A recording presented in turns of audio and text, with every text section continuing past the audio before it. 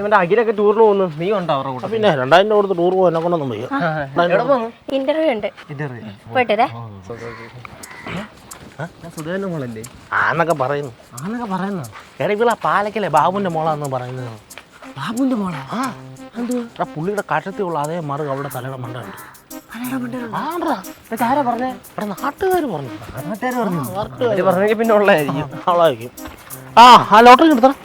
Date കഴിഞ്ഞ lottery ആയിരിക്കും. നോക്കാം. എടാ ഞാൻ പറഞ്ഞില്ലേ ഡേറ്റ് കഴിഞ്ഞ ലോട്ടറിയാ.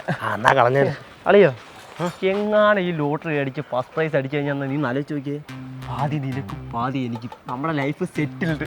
അത് നടക്കുകയല്ലേ, ലോട്ടറി കണ്ടല്ലേ. അപ്പൊ 70 എനിക്കും 30 നിനക്കും.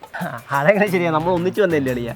അത് നടക്കല്ലേ, 70 എനിക്കും 30 നിനക്കും. അത് ശരിയാവത്തില്ലടാ, പാതി എനിക്കും പാതി നിനക്കും, അങ്ങനെ റെഡി ആവത്തുള്ളൂ. എടാ നീ കണ്ടില്ലായിരുന്നു, ഇതിപ്പോ ചവിട്ടി മറിച്ചങ്ങ് പോത്തേ ഉള്ളായിരുന്നു.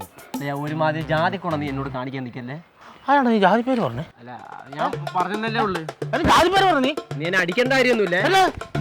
ഒന്നിച്ചു വന്നേട്ടാ, ഒന്നിച്ചു വന്ന് പറഞ്ഞ ജാതി പേര് പറഞ്ഞു. നീ